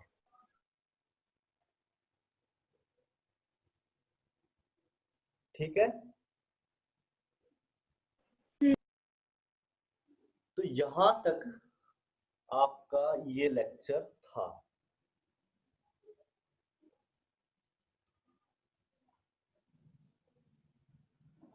इसमें अब तक किसी को कोई डाउट हो बताइए। हाँ, वो जो आप बता रहे थे कि 20 तक गया था एनर्जी, और पहले -13 था, फिर जब रिपल्शन आया तो -10 समथिंग था, तो इसमें ये -20 एनर्जी कम कर दिया ना, इसलिए हम लोग बोल रहे हैं कि एनर्जी का लॉस हुआ बीच में, क्योंकि नेगेटिव में ज्यादा जा रहा है, 20 तक जा रहा है। नेगेटिव में ज्यादा जा रहा है, 20 तक जा रहा है। देखिए, पहले 13 था, -13, फिर -10 हुआ, और फिर -20 हुआ, तो -20 तो फिर कम हुआ ना वैल्यू, इसलिए हम लोग बोल -10.1। अरे यार, बीच की बात पकड़ी ही नहीं, क्या बोल रहा हूँ। यहाँ पर हुआ क्या, एक इलेक्ट्रॉन आपका ऑलरेडी प्रेजेंट था, ठीक है। नया इलेक्ट्रॉन अगर आप डालोगे इसमें,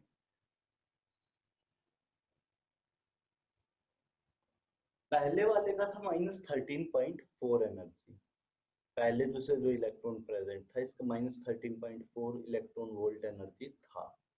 ये किस वजह से था? क्योंकि इसके ऊपर न्यूक्लियस का कुछ अट्रैक्शन लगा हुआ था, ठीक है। ये जो नया इलेक्ट्रॉन आया है, ये इस इलेक्ट्रॉन को कुछ रिपेल करेगा, करेगा, तो उसकी वजह से क्या होगा, यहाँ पर ये एनर्जी कुछ कम हो गई किसी फैक्टर से, कुछ भी XYZ फैक्टर से ये कम हो गई है, कम होकर किसी वैल्यू पे चली गई, 10.4 या 10.5 या 10.6 या किसी भी वैल्यू पे अपनी चली गई है। मुझे नहीं पता किस लेवल पे डिक्रीज हुआ, लेकिन डिक्रीज हुआ है ना आद्या? पर आप तो बताए उसका फैक्टर, क्योंकि रिपल्शन हो रहा है ना। हाँ, फैक्टर पता है, वैल्यू नहीं पता कितनी डिक्रीज हुई है। अच्छा, हाँ, फैक्टर पता है, रिपल्शन की वजह से डिक्रीज हो रहा है, फैक्टर से तो ये डिसाइड हो रहा है कि डिक्रीज हुआ है। हाँ, मतलब एग्जैक्ट वैल्यू नहीं पता। वैल्यू मुझे पता नहीं है। अब ये जो इलेक्ट्रॉन आया है नया, इतनी पास जो आया, जो रिपल्शन लगा रहा है, सर, हाँ हाँ जी सर मैं लीव कर सकता हूँ, मेरा टेस्ट है सर अभी। ठीक है, आयुष लीव कर दो, कोई बात नहीं। Thank you sir. ठीक है आयुष। हाँ, आद्या, जो सेकंड इलेक्ट्रॉन पास में आया है, इस पर भी न्यूक्लियस का कुछ अट्रैक्शन लगेगा। हाँ, और इस पर इस इलेक्ट्रॉन का रिपल्शन भी लगेगा। और कितना लगेगा? जितना ये वाला इलेक्ट्रॉन इस पे लगा रहा था, मतलब दोनों सेम इन्वायरमेंट में आ गए, बिल्कुल सेम है, देखो दोनों इलेक्ट्रॉन। हाँ, एक ही सही है। एनर्जी भी बराबर होनी चाहिए। हाँ, मतलब अगर ये कुछ इतना एनर्जी फील कर रहा है पहले वाला, तो दूसरा भी इतना ही फील करेगा। हाँ, शेल भी सेम है और रिपल्शन और अट्रैक्शन भी। हाँ, तो दूसरा इलेक्ट्रॉन भी इतनी ही एनर्जी फील करेगा। हाँ, और कितनी एनर्जी थी वो? 10.5 मैंने एक आइडिया से बोल दिया कि कुछ भी वैल्यू है, हो सकती है ये। हाँ, तो नेट मिला के कितने चली गई? -21 चली गई, 20, हाँ, है ना? हाँ, अब आप बोलोगे कि सर पहले वाले इलेक्ट्रॉन का तो एनर्जी डिक्रीज किया है, या इंक्रीज किया है? पहले वाले का तो इंक्रीज किया ना, क्योंकि -13 से -10 पे आया। इंक्रीज किया है, मतलब पहले वाला थोड़ा सा अनस्टेबल हुआ, लेकिन ओवरऑल हाँ। एटम की बात करें तो स्टेबिलिटी बढ़ी या कम हुई? अगर दोनों मिला के बोले हाँ, तो घटी ओवरऑल है। एटम की एनर्जी तो ये निकल के आएगी। हाँ। और इनिशियल कितनी थी? इतनी। तो डिक्रीज हुई या इंक्रीज हुई? डिक्रीज। ओवरऑल सिस्टम की एनर्जी डिक्रीज हुई, मतलब सिस्टम स्टेबल हो गया। हाँ, मतलब -13 से -21 आ रहा है, तो डिक्रीज ही तो हुआ। हाँ, तो एनर्जी डिक्रीज हुआ, सिस्टम स्टेबल हुआ ना। किसी भी हाँ। सिस्टम आपका स्टेबल हो गया। अब एक बात बताओ, इसको डिक्रीज कैसे किया जा सकता है? यहाँ से यहाँ तक कैसे ला सकते हैं? कुछ एनर्जी निकल के चला गया होगा। कितना? इन दोनों का जो गैप होगा -21 -13.4, ये गैप जो एनर्जी का आएगा, इतना एनर्जी निकल के चला गया होगा। हाँ। और इसी को क्या बोलेंगे? Electron affinity. ये सिस्टम से निकल के गया है। हाँ, पर एक और डाउट है कि -13.4 था फर्स्ट में, और फिर जब हम लोग दोनों में बांटे तब तो फिर -10.5 -10.5 हुआ। तो -13 से थोड़ी मतलब उतना ज्यादा आया, मतलब हाँ कम तो हुआ, पर -10.5 -10.5 जब हम लोग प्लस करेंगे तो -20 हो रहा है ना, 21 हो रहा है ना। हाँ, तो समझ नहीं आई बात। तो फिर -13.4 के इक्वल थोड़ी है वो दोनों वैल्यू। इक्वल कहाँ किया? मैंने तो ये कहा कि ओवरऑल पहले एटम का एनर्जी कितना था? पहले एटम में एक इलेक्ट्रॉन ही था खाली। हाँ, तो वो -13.4 था उसका। तो ओवरऑल एनर्जी कितना हुआ? इसके बराबर, इस सिस्टम की जितनी एनर्जी होगी उसी के बराबर। अभी क्या है, हाँ। 2 इलेक्ट्रॉन है, तो इस सिस्टम की जितनी एनर्जी होगी वो ओवरऑल एनर्जी है। हाँ, और वो कम हुआ तो -10.5 के गैप से कम हुआ, तो उतना एनर्जी रिलीज हुआ। हाँ। हाँ, अब आ गया समझ, उस टाइम भी आया था। बाकी किसी और को कोई और डाउट? सो ये क्वेश्चन क्या था? क्वेश्चन इसका ये था कि इसको इलेक्ट्रॉन एफिनिटी समझ नहीं आ रहा था, तो इलेक्ट्रॉन एफिनिटी को मैं एक्सप्लेन कर रहा था।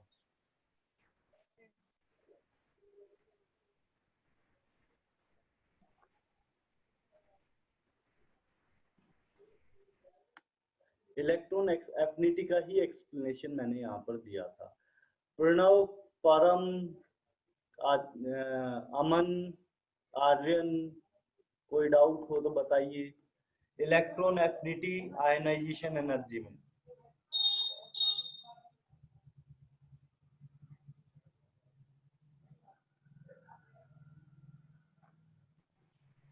सर, हाँ जी, आई हैव अ क्वेश्चन, वो इससे रिलेटेड नहीं है, मेरे पेपर में आया था। पूछिए। That what are the elements of S and P block called? S and P block P code. block. Main S and P block को हम लोग कुछ नाम तो देते हैं अलग से। क्या क्या ऑप्शंस हैं? Options थे inert, फिर transition, नहीं, typical, टिपिकल और फोर्थ। और fourth पता नहीं, याद नहीं, but यही options थे। Transition, inert, typical. हाँ sir, and noble करके कोई ऑप्शन था। टिपिकल ऑप्शन आएगा, क्योंकि एस एंड पी ब्लॉक को यूजुअली जो बच्चे को शुरुआत जो इंट्रोडक्शन कराई जाती है वो एस एंड पी ब्लॉक से कराई जाती है, तो उनको टिपिकल एलिमेंट बोला जाता है। Okay, फोर्थ ऑप्शन नहीं है। जो सीधा सीधा ऑप्शन से कट आउट कर सकते हो आप, क्योंकि नोबल आपको पता है, नोबल एलिमेंट्स किसको बोलते हैं? yes, नोबल मैंने भी typical ही किया, पर मुझे डाउट। टिपिकली आंसर है, करेक्ट है।